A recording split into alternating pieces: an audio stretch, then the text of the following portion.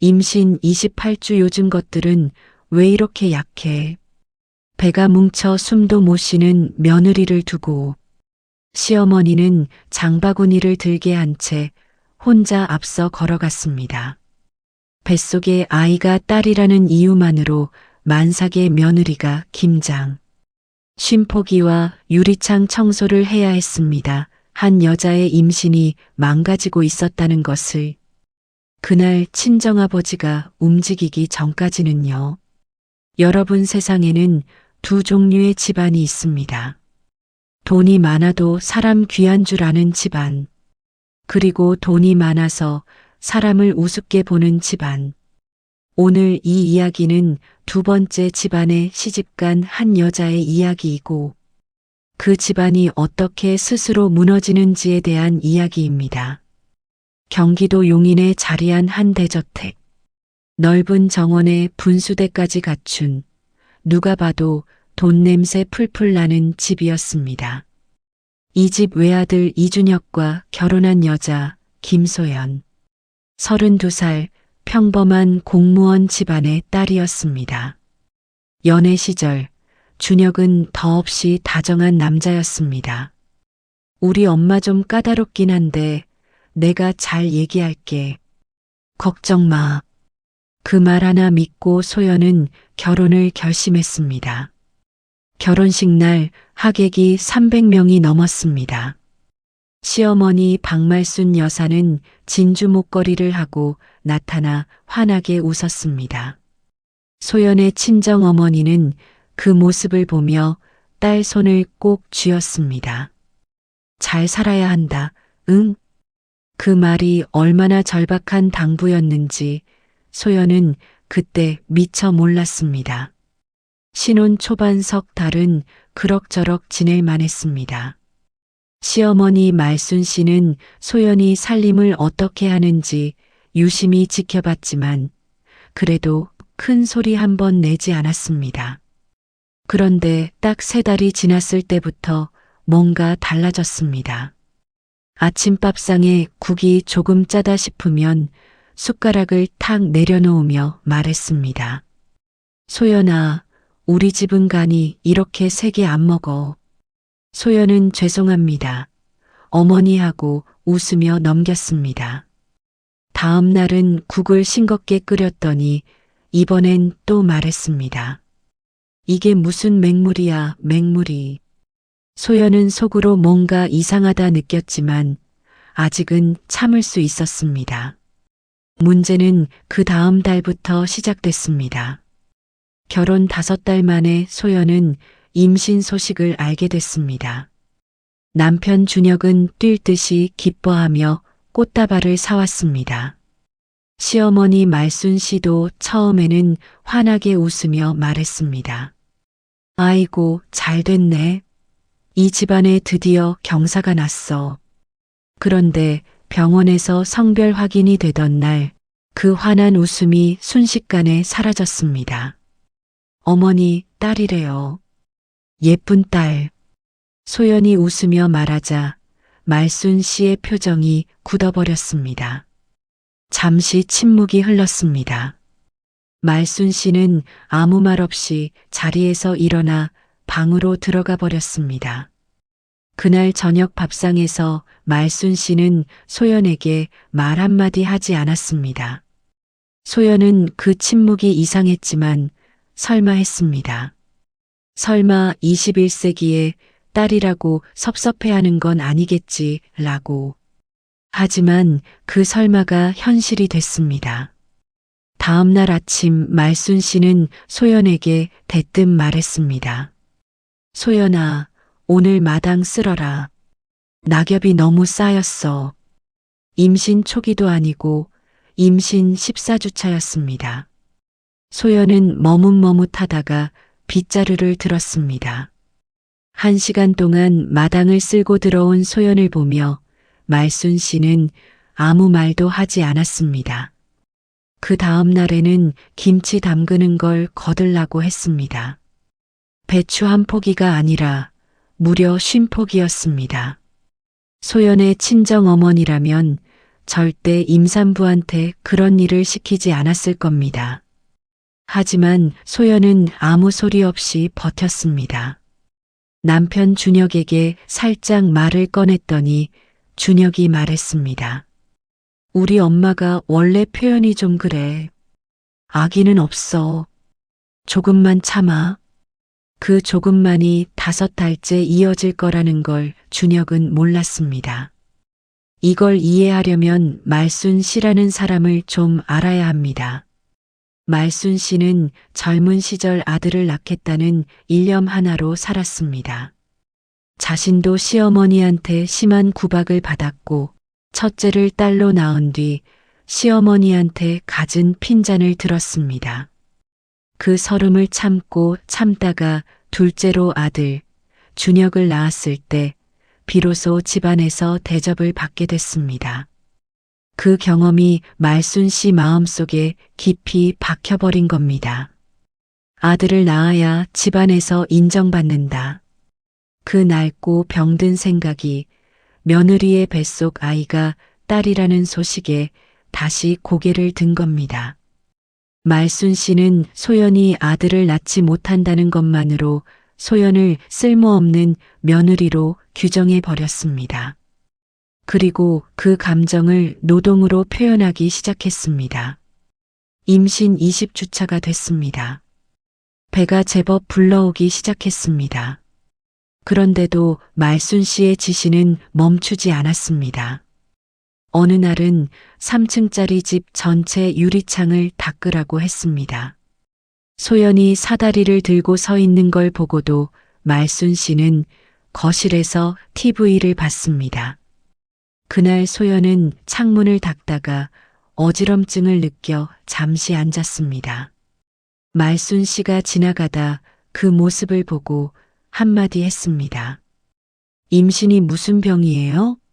좀 앉아있으면 어떡해. 소연은 눈물이 나올 것 같았지만 꾹 참았습니다. 그러면서 혼자 중얼거렸습니다. 우리 아가 미안해. 엄마가 더 강해질게. 어느 저녁 소연의 친정어머니 윤순희 씨에게 전화가 왔습니다. 소연아, 밥은 잘 먹고 있어? 몸은 괜찮아? 소연은 응, 잘 있어 하고 대답했습니다. 그런데 그 목소리가 너무 힘이 없었습니다. 순희 씨는 전화를 끊고 나서 한참 동안 창밖을 바라봤습니다. 이상했습니다. 임신했다고 처음 전화했을 때도 뭔가 목소리가 가라앉아 있었습니다. 그 이후로도 통화할 때마다 딸의 목소리는 점점 더 가늘어졌습니다. 순희 씨는 남편 김철수 씨에게 말했습니다. 여보, 나 소연이 걱정돼요. 한번 가봐야 할 것 같아. 철수 씨는 신문을 내려놓으며 말했습니다. 당신이 걱정하면 나도 걱정인 거야. 가보자. 그런데 딸 집에 불쑥 찾아갔다가 며느리 귀한 집에 무례하게 구는 거 아닌가 싶어 일단 기다렸습니다. 그 기다림이 화를 키웠습니다. 임신 28주차 어느 토요일이었습니다. 준혁은 골프를 치러 나갔고 집에는 소연과 말순 씨 단둘이었습니다. 말순 씨는 아침 일찍부터 소연을 불렀습니다. 소연아, 오늘 장 봐야 하니까 같이 가자. 재래시장이었습니다. 차로 20분 거리, 그리고 시장 안에서 이것저것 들고 2시간을 돌아다녔습니다. 소연의 등에 땀이 흥건해졌습니다. 무거운 장바구니를 2손에 들고 걸었습니다. 시장 중간쯤에서 소연은 갑자기 배에 통증을 느꼈습니다. 어머니, 잠깐요. 배가... 말순 씨는 멈추지 않고 앞서 걸어가며 말했습니다. 요즘 젊은 사람들은 왜 이렇게 약해? 조금 걸었다고. 소연은 장바구니를 내려놓고 근처 의자에 앉았습니다. 통증이 가라앉을 때까지 기다렸습니다. 다행히 배가 뭉쳤다 풀렸습니다. 가진통이었습니다.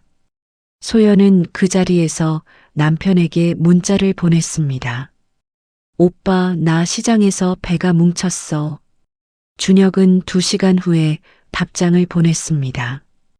괜찮아? 이따가 얘기하자. 그 답장을 보며 소연은 처음으로 이 결혼이 잘못된 건 아닐까 생각했습니다. 그날 밤 소연은 화장실에 들어가 문을 잠그고 엄마에게 전화를 걸었습니다. 말 한마디 못하고 울었습니다. 순희 씨는 딸의 울음소리를 듣는 순간 등골이 오싹해졌습니다. 소연아, 무슨 일이야? 말해봐. 소연이 더듬더듬 말했습니다. 엄마, 나 오늘 시장에서 배 뭉쳤는데 어머니가 그냥 걸어가셨어. 나 너무 무서웠어. 뭐? 배가 뭉쳤는데? 응. 근데 나 계속 힘든 일 시키셔. 창문도 닫고 김장도 하고. 딸이라서 그런 것 같아. 순희 씨는 수화기를 들고 한동안 아무 말도 못했습니다. 손이 떨렸습니다. 소연아, 오늘 일은 네 아빠한테 말하면 안 되겠다. 아빠가 가만 안 있을 것 같아서. 하지만 그 말을 하면서 순희 씨는 이미 마음을 정했습니다. 남편에게 알려야 한다고. 다음 날 아침 순희 씨는 남편에게 전부 말했습니다. 철수 씨는 처음에는 말없이 듣다가 딸이 만삭 가까운 몸으로 시장 바닥을 2시간씩 걸었다는 말에 손이 부르르 떨렸습니다.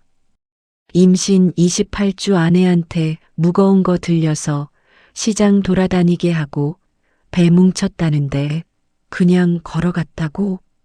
순희 씨가 조용히 말했습니다. 여보, 흥분하지 말고. 흥분 안 하게 생겼어? 그러다가 우리 소연이 무슨 일 생기면 어쩌려고. 철수 씨는 60이 넘은 나이에도 목소리가 우렁찼습니다. 평생 공무원으로 살면서 화 한 번 내지 않던 사람이 그날 처음으로 밥상을 떠났습니다. 내가 직접 가야겠어. 순희 씨가 붙잡았습니다. 여보, 그러면 소연이 더 힘들어질 수도 있어. 당신, 그러면 딸이 더 힘들어지길 기다리자고. 철수 씨의 눈에 눈물이 고였습니다. 그 눈물을 본 순희 씨는 더 이상 말리지 못했습니다. 한편 소연네 시댁에는 또 다른 일이 벌어지고 있었습니다. 말순 씨에게는 시누이가 한 명 있었는데 이름은 이정희. 정희 씨는 결혼해서 따로 살았지만 종종 친정 집을 드나들었습니다. 그 정혜 씨가 어느 날 소연한테 귓속말로 말했습니다. 우리 엄마 신경 쓰지 마요. 원래 저래요. 나도 옳게 들어올 때 얼마나 구박했게. 소연은 쓴웃음을 지었습니다. 그런데 정혜 씨가 한마디 더 했습니다. 근데 솔직히 말하면 우리 집안 형편이 예전 같지 않아요. 아버지 돌아가시고 나서 사업이 많이 기울었거든요. 오빠도 잘 모르는 것 같던데. 소연은 그 말이 마음에 걸렸습니다. 형편이 기울었다고? 준혁은 그런 말을 한 번도 하지 않았는데 소연은 그 이야기를 마음속 한켠에 담아뒀습니다. 임신 30주차 정기검진이 있는 날이었습니다. 준혁은 중요한 미팅이 있다며 같이 못 간다고 했습니다. 택시 타고 가면 되잖아. 소연은 혼자 산부인과에 갔습니다. 검진을 받으러 들어간 소연에게 의사 선생님이 말했습니다. 산모님, 요즘 많이 무리하셨어요? 자궁경부가 조금 짧아졌는데요. 소연은 가슴이 철렁 내려앉았습니다. 조기 진통 올 수 있으니까 안정 취하세요. 무거운 것 절대 들지 마시고 계단도 조심하세요. 소연은 진료실에서 나와 복도에 서서 잠시 눈을 감았습니다. 집에 돌아가면 또 뭔가 시킬 텐데 어떻게 해야 하지? 그때 전화가 울렸습니다. 친정아버지였습니다. 소연아, 아빠다. 지금 어디야? 아빠, 나 병원이야. 무슨 병원? 산부인과, 정기검진. 잠깐 침묵이 흘렀습니다. 혼자 갔어? 응. 그 한마디에 철수 씨의 눈가가 붉어졌습니다. 그날 저녁 철수 씨는 사돈 이 씨 집안에 대해 조용히 알아보기 시작했습니다. 철수 씨는 공직에 있으면서 알게 된 지인들이 많았습니다. 그중 한 명이 부동산 쪽에 있었습니다. 이준혁 씨 집안, 용인 그 대저택. 지금 상황이 어때? 다음 날 전화가 왔습니다. 김 과장님, 그 집 알고 보니까 대출이 집값의 70% 넘게 물려 있어요. 시아버지 돌아가시고 나서 사업이 거의 다 정리된 상태고 지금 아들이 유지하려고 안간힘 쓰는 거더라고요. 철수 씨는 그 말을 듣고 오래 생각했습니다. 그렇구나. 허세로 유지하는 집안이었구나. 그리고 그 집안이 우리 딸한테 아들을 못 낳는다고 구박질을 하고 있는 거구나. 철수 씨는 조용히 수첩을 꺼내 뭔가를 적었습니다. 임신 32주차 되던 어느 날이었습니다. 말순 씨가 소연에게 말했습니다. 소연 씨, 오늘 2층 다용도실 대청소해요. 너무 오래 묵었어. 소연은 조심스럽게 말했습니다. 어머니, 죄송한데 병원에서 안정을 취하라고 해서요. 자궁 경부가 짧아졌다고. 말순 씨가 코웃음을 쳤습니다. 에이, 요즘 의사들이 다 과잉 진료야. 나 때는 밭에서 일하다가 나왔어. 소연은 더 이상 말하지 못하고 다용도실로 올라갔습니다. 무거운 박스를 옮기다가 계단에서 발을 헛디뎠습니다. 다행히 손을 벽에 짚어 넘어지진 않았습니다. 하지만 그 순간 소연의 심장이 너무 빠르게 뛰었습니다. 소연은 그 자리에 주저앉아 한참 동안 울었습니다. 소리도 내지 못하고. 그리고 그 다음 날 철수 씨와 순희 씨는 아침 일찍 차에 올랐습니다. 용인까지 1시간 반 거리였습니다. 순희 씨가 말했습니다. 여보, 우리 그냥 데려오는 거야? 철수 씨가 핸들을 잡으며 말했습니다. 데려와야지. 우리 딸 지금 위험해. 그러면 사위랑 사이가 문제가 아니야. 우리 딸 뱃속 아이가 먼저야. 순희 씨는 창밖을 바라봤습니다. 철수 씨가 계속 말했습니다. 당신 그 집 빚이 집값의 70%야. 사업도 거의 망한 상태야. 순희 씨가 눈이 커졌습니다. 뭐? 그게 사실이야? 내가 확인했어. 있어 보이는 게 다가 아니야. 우리 소연이가 그걸 모르고 들어간 거고. 차 안이 잠시 조용해졌습니다. 순희 씨가 낮은 목소리로 말했습니다. 그러면 소연이 지참금으로 넣어준 그 돈도. 철수 씨가 가볍게 고개를 끄덕였습니다. 알아봐야지. 낮 12시 철수 씨 부부는 시댁 대문 앞에 섰습니다. 초인종을 누르자 잠시 후 말순 씨가 나왔습니다. 어머, 사돈어른, 어쩐 일이세요? 연락도 없이. 철수 씨는 반갑게 웃지 않았습니다. 네, 갑자기 오게 됐습니다. 소연이 좀 봐야 해서. 소연이요? 아, 지금 안에 있어요. 들어오세요. 집 안에 들어서니 소연이 부엌에서 점심 준비를 하고 있었습니다. 만삭에 가까운 배를 안고 가스불 앞에 서 있었습니다. 순희 씨가 달려가 딸의 팔을 잡았습니다. 소연아. 소연은 엄마 얼굴을 보자마자 눈물이 왈칵 쏟아졌습니다. 한마디도 못하고 엄마 품에 파묻혔습니다. 말순 씨가 멀뚱히 서서 그 모습을 봤습니다. 철수 씨는 조용히 말순 씨를 바라봤습니다.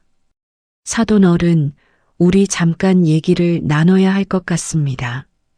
소파에 마주 앉았습니다. 말순 씨는 약간 긴장한 표정으로 차를 내왔습니다. 철수 씨가 먼저 입을 열었습니다. 사돈 어른, 제 딸이 임신 32주인 거 알고 계시죠? 알죠, 알고 말고요. 병원에서 조기 진통 조심하라고 했다는 것도요? 말순 씨가 약간 시선을 피했습니다. 그게 요즘 의사들이 워낙. 어제 우리 딸이 계단에서 발을 헛디뎠습니다. 말순 씨가 멈칫했습니다. 소연이가 저한테 연락했어요. 무거운 박스 옮기다가요. 말순 씨가 말했습니다. 그게 제가 그렇게 무리한 일을 시킨 건 아니고. 철수 씨의 목소리가 낮아졌습니다. 사돈 어른, 저는 지금 따지러 온 게 아닙니다. 사실을 확인하러 온 겁니다. 잠깐 침묵이 흘렀습니다. 오늘 제 딸 데려가겠습니다. 말순 씨가 표정이 굳어졌습니다. 데려가다니요? 며느리를요? 네. 출산할 때까지는 저희 집에서 쉬게 할 겁니다. 이게 무슨 말씀이에요? 우리 준혁이랑 상의도 없이. 철수 씨가 말했습니다. 준혁 씨는 이미 연락했습니다. 방금 전에요. 말순 씨가 목소리를 높이려다 멈췄습니다. 철수 씨의 눈빛이 달랐습니다. 그 눈빛이 말하고 있었습니다. 더 크게 떠들면 더 큰 이야기를 꺼낼 수도 있다고. 말순 씨는 그 눈빛에서 뭔가를 읽었는지 잠시 주춤했습니다. 준혁이가 뭐라 했어요? 알아서 잘하라고 했습니다. 소연은 방에서 짐을 쌌습니다. 순희 씨가 옆에서 도왔습니다. 소연이 옷가지를 담으면서 말했습니다. 엄마, 나 그냥 돌아와도 되는 건가? 준혁 오빠는 어떡하고? 소연아, 지금 네 몸이 먼저야. 그리고 뱃속 아가도. 소연이 눈물을 훔치며 말했습니다. 엄마, 나 사실 많이 무서웠어. 계단에서 발 헛디뎠을 때 진짜 아가한테 미안해서. 순희 씨가 딸을 꼭 안았습니다. 잘 결정했어. 잘 결정한 거야. 짐을 다 쌌을 때 소연이 시어머니 방 앞에서 멈췄습니다. 잠깐 망설이다가 문을 두드렸습니다. 어머니, 저 다녀오겠습니다. 대답이 없었습니다. 소연은 그 문 앞에서 3초 동안 서 있다가 돌아섰습니다. 차에 타기 전 철수 씨는 말순 씨를 다시 한번 바라봤습니다. 말순 씨는 대문 앞에 서서 팔짱을 끼고 있었습니다. 철수 씨가 말했습니다. 사돈 어른, 한 가지만 말씀드리겠습니다.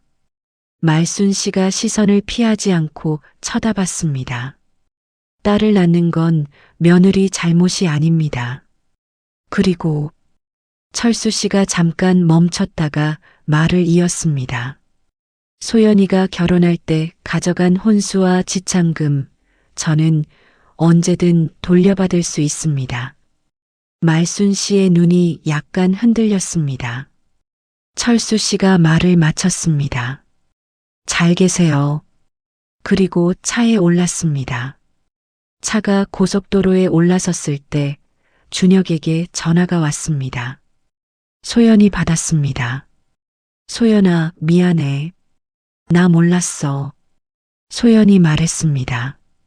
알아, 오빠. 엄마가 그렇게까지 한 줄 몰랐어. 진짜로. 소연은 잠깐 창밖을 바라보다가 말했습니다. 오빠, 나 지금 뱃속 아가 생각밖에 안 나. 일단 낳고 나서 얘기하자. 준혁이 목이 메인 듯 말했습니다. 응, 미안해. 소연은 전화를 끊고 눈을 감았습니다. 차창 밖으로 10월의 하늘이 높고 파랬습니다. 친정에 돌아온 소연은 오랫동안 먹지 못했던 엄마 밥을 먹었습니다. 된장찌개, 계란말이, 참나물 무침, 아무것도 아닌 반찬들이었지만 소연은 숟가락을 들다가 눈물이 났습니다. 순희 씨가 말했습니다. 왜 울어? 밥이 맛없어? 소연이 웃으며 말했습니다. 아니, 너무 맛있어서. 철수 씨가 뒤에서 딸 머리를 쓰다듬으며 말했습니다. 우리 소연이 이제 여기서 쉬어. 아가 나올 때까지. 그날 밤 소연은 오래간만에 깊이 잠들었습니다. 꿈에서 딸아이를 안았는데 아이가 소연을 보며 활짝 웃었습니다. 소연이 나간 뒤 시댁은 조용히 흔들리기 시작했습니다. 말순 씨는 겉으로 아무렇지 않은 척했지만 속으로는 뭔가 불안했습니다. 철수 씨의 마지막 말이 머릿속에 맴돌았습니다. 소연이가 가져간 혼수와 지참금, 저는 언제든 돌려받을 수 있습니다. 말순 씨는 방에 앉아서 가계부를 꺼냈습니다. 사실 이 집의 재정 상태는 말순 씨 자신도 정확히 몰랐습니다. 준혁이 다 알아서 한다고 해서 믿고 있었는데 그날 밤 말순 씨는 처음으로 아들에게 물었습니다. 준혁아, 우리 집 대출이 얼마야? 준혁이 잠시 멈칫했습니다. 엄마, 왜? 그냥, 얼마야? 준혁이 조용히 숫자를 말했습니다. 말순 씨는 그 숫자를 듣고 한동안 말을 잇지 못했습니다. 알고 보니 상황은 이랬습니다. 시아버지가 살아계실 때 버려놓은 사업이 2년 전 무너지면서 집을 담보로 잡힌 대출이 12억이 넘었습니다. 준혁이 직장을 다니며 이자를 내고 있었지만 원금은 줄지 않고 있었습니다. 소연이 결혼할 때 가져온 5천만 원 지참금도 이자 상환에 쓰인 것으로 드러났습니다. 말순 씨는 그 사실을 전혀 몰랐습니다. 아니, 알고 싶지 않았던 것일 수도 있습니다. 부잣집 며느리 호령하며 사는 게 익숙해져 있었으니까. 그런데 이제 현실이 코앞에 들이닥쳤습니다. 더 큰 문제는 다음 달에 만기가 돌아오는 대출이 있다는 거였습니다. 연장이 안 되면 집이 경매로 넘어갈 수도 있는 상황이었습니다. 한편 철수 씨는 조용히 움직이고 있었습니다. 소연이 결혼할 때 냈던 지참금 5천만 원, 그 돈이 어디에 쓰였는지 흔적을 찾기 시작했습니다. 철수 씨의 지인 중 법무사가 한 명 있었습니다. 이게 명백히 용도의 사용이면 반환 청구가 가능합니다. 그리고 혼인 파탄의 귀책 사유가 있으면 위자료 청구도요. 철수 씨는 서류를 준비하지 않았습니다. 하지만 그 서류를 준비할 수 있다는 것만으로도 충분했습니다. 이 패를 언제 어떻게 쓸지는 상황을 보면서 결정하면 됐습니다. 소연이 친정에 온 지 일주일이 지났을 때 말순 씨가 찾아왔습니다. 대문 앞에서 초인종을 눌렀습니다. 철수 씨가 문을 열었습니다. 말순 씨가 생각보다 조용한 목소리로 말했습니다. 사돈어른, 소연이 좀 볼 수 있을까요? 철수 씨가 말했습니다. 들어오시죠. 소연이 거실에 나왔습니다. 말순 씨는 소연을 보자마자 시선을 잠깐 피했다가 다시 바라봤습니다. 그리고 한마디를 꺼냈습니다. 소연 씨, 내가 좀 심했지. 그것이 말순 씨가 할 수 있는 최대한의 사과였습니다. 소연은 잠시 침묵하다가 말했습니다. 어머니, 저 딸 낳고 싶어요. 예쁘게. 말순 씨가 눈을 살짝 내리깔았습니다. 그래, 낳아. 그런데 철수 씨가 그냥 넘어가지 않았습니다. 차를 한 잔 건네며 말순 씨 맞은편에 앉았습니다. 사돈 어른, 사과는 감사한데 저는 한 가지 확인을 해야 할 것 같습니다. 말순 씨가 찻잔을 들다가 멈췄습니다. 우리 소연이 결혼할 때 지참금으로 5천만 원 같지요? 네. 그 돈이 어디 갔는지 확인을 했습니다. 말순 씨의 손이 미세하게 떨렸습니다. 대출 이자로 쓰인 거 맞지요? 철수 씨가 말을 이었습니다. 사돈 어른, 저는 소송을 원하는 게 아닙니다. 다만 이 상황에서 제 딸한테 어떻게 대하셨는지, 그리고 앞으로 어떻게 하실 건지는 분명히 해야 할 것 같습니다. 말순 씨가 고개를 들지 못했습니다. 제 딸이 원하는 건 행복한 결혼 생활입니다. 딸 낳았다고 구박받지 않는 것이고요. 말순 씨가 낮은 목소리로 말했습니다. 알겠습니다. 그 두 글자가 그 집에서 말순 씨가 처음으로 진심으로 한 말이었습니다. 그런데 며칠 후 진짜 사건이 터졌습니다. 시댁집이 경매에 넘어갈 위기에 처한 것이 알려지자 이것이 동네에서 조금씩 소문이 났습니다.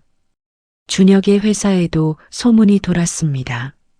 알고 보니 준혁이 회사에서도 이미 신용도에 문제가 생긴 상태였고 다음 달 승진 심사에서 누락될 위기에 처했습니다.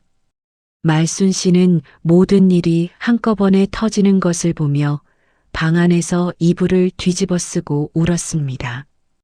평생 잘 살아온 부잣집 마님이라고 생각했는데 알고 보니 그 위세는 다 빌린 돈으로 세운 것이었습니다. 그리고 그 허세로 며느리 한 사람의 임신 기간을 망쳐버렸습니다. 말순 씨는 그제야 자신이 무엇을 잃었는지 알았습니다. 임신 38주 소연은 새벽 2시에 진통이 시작됐습니다. 철수 씨가 차를 몰았습니다. 순희 씨가 옆에서 딸 손을 잡았습니다. 분만실 앞에서 소연이 들어가면서 돌아보며 말했습니다. 엄마, 아빠, 나 잘할 수 있지?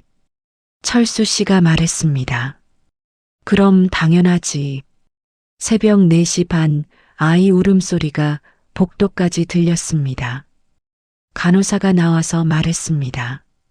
건강한 딸 낳으셨어요. 3.4kg.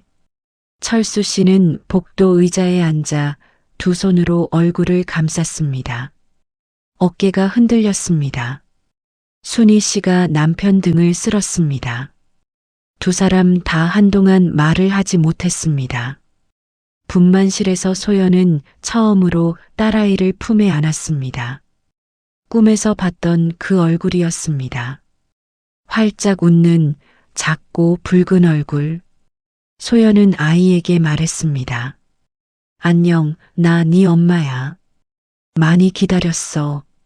병원에는 준혁도 왔고 말순 씨도 왔습니다. 말순 씨는 손에 미역국 재료를 들고 왔습니다. 신생아실 유리 너머로 손녀를 처음 봤을 때 말순 씨의 눈이 촉촉해졌습니다. 아주 작은 손, 꼭 쥔 주먹. 말순 씨는 아무 말도 하지 않고 오래 바라봤습니다. 옆에 서 있던 소연이 조용히 말했습니다. 어머니 예쁘죠? 말순 씨가 고개를 끄덕였습니다. 응, 예쁘다. 처음이었습니다. 말순 씨가 소연에게 진심으로 답한 것이 그 한마디가 소연한테는 지난 몇 달보다 더 긴 이야기처럼 들렸습니다. 몇 주 후 철수 씨와 준혁은 조용히 마주 앉았습니다. 준혁 씨, 집 경매 막으려면 어떻게 할 생각이에요? 준혁이 솔직하게 말했습니다. 제가 지금 방법이 없어서요. 아버지 살아계실 때 보증 선 것들이 있어서. 철수 씨가 말했습니다. 내가 방법이 있어. 하지만 조건이 있어. 준혁이 조용히 들었습니다. 첫째, 소연이와 아이가 원하는 곳에서 살 수 있게 할 것. 그 집이 아니어도 돼. 둘째, 우리 소연이가 앞으로 어머니한테 부당한 대우를 받으면 나는 즉시 모든 지원을 끊겠어. 그리고 소송도 불사하겠어. 셋째, 어머니가 손녀를 딸이라는 이유로 다르게 대한다면 그것도 마찬가지야. 준혁은 한참 고개를 숙이고 있다가 말했습니다. 알겠습니다, 장인어른. 그 호칭이 그날 처음 나왔습니다. 장인어른. 그 이후 말순 씨는 천천히 바뀌었습니다. 전부 다 바뀐 건 아닙니다. 사람이 그렇게 쉽게 바뀌지는 않으니까요. 그래도 손녀가 생기고 나서 말순 씨는 뭔가 생각이 달라진 것 같았습니다. 아이 목욕을 돕겠다고 먼저 나서기도 했고, 소연이 산후 회복을 잘할 수 있도록 잔소리 대신 미역국을 끓여오기도 했습니다. 어느 날 소연이 아이를 안고 있는데 말순 씨가 옆에 앉아서 말했습니다. 소연아, 내가 많이 힘들게 했지. 소연이 말했습니다. 네, 힘들었어요. 솔직하게 대답했습니다. 말순 씨가 말했습니다. 내가 그때 왜 그랬는지 나도 잘 모르겠어. 오래된 병이야, 그게. 소연은 아이를 안은 채 말순 씨를 바라봤습니다. 어머니, 그 병은 이제 안 걸리셔도 돼요. 여기 이 아이가 그냥 예쁜 손녀면 되는 거니까. 말순 씨가 손녀를 바라봤습니다. 그리고 처음으로 소연 앞에서 눈물을 흘렸습니다. 어느 저녁 소연과 철수 씨가 단둘이 산책을 나갔습니다. 동네 공원 벤치에 앉았습니다. 소연이 말했습니다. 아빠, 그때 와줘서 고마워. 철수 씨가 말했습니다. 아빠가 더 일찍 왔어야 했어. 아니야. 내가 말을 안 했으니까. 그게 다 아빠 잘못이야. 네가 말 못할 분위기 만든 거잖아. 그 집이. 소연이 아버지 손을 잡았습니다. 아빠, 나는 이제 괜찮아. 진짜로. 철수 씨가 딸 손을 꽉 쥐었습니다. 소연아, 아빠가 살면서 뭐 잘못한 것도 많고 뭐 더 해줬어야 했던 것도 많은데. 아빠, 그래도 오늘 이 손 잡는 게 아빠가 제일 잘한 일 같아. 소연은 아버지 어깨에 머리를 기댔습니다. 가로등 불빛이 두 사람 위로 조용히 쏟아졌습니다. 아이 이름은 이서아로 지었습니다. 맑게 흐른다는 뜻이었습니다. 소연이 직접 지었습니다. 힘든 것들이 다 흘러가고 맑게 살았으면 해서. 준혁이 그 이름을 듣고 말했습니다. 좋다. 말순 씨도 고개를 끄덕였습니다. 예쁜 이름이네. 서아가 처음으로 웃음을 보인 날, 집 앞 모든 사람이 동시에 웃었습니다. 그 웃음 앞에서는 아들이니 딸이니 그런 말이 얼마나 쓸모없는 소리인지 절로 알게 되는 그런 순간이었습니다. 여러분, 이 이야기에서 시댁이 파산한 것은 단순히 돈의 문제가 아니었습니다. 허세로 쌓아 올린 권위가 무너진 것이고, 남을 아프게 해서 자신을 높이려 했던 오래된 믿음이 무너진 것입니다. 돈이 많으면 사람을 함부로 해도 된다는 생각, 아들만이 집안을 잇는다는 생각, 그 낡고 병든 생각들이 스스로를 갉아먹었습니다. 반면 김철수 씨는 화를 소리로 내지 않았습니다. 조용히 사실을 모았고 딸을 데려왔고 조건을 걸었습니다. 그것이 진짜 힘이었습니다. 가장 무서운 사람은 고함치는 사람이 아니라 조용히 모든 걸 알고 있는 사람입니다. 그리고 소연은요. 그 긴 시간 동안 참고 버티고 울면서도 뱃속 아이를 지켰습니다. 아이가 태어난 뒤 소연이 처음 한 말이 이거였다고 합니다. 우리 서아야, 네 덕분에 엄마가 강해졌어. 딸을 낳았기 때문에 버림받을 뻔했던 여자가 딸을 낳았기 때문에 더 단단해진 이야기. 이것이 오늘의 이야기였습니다.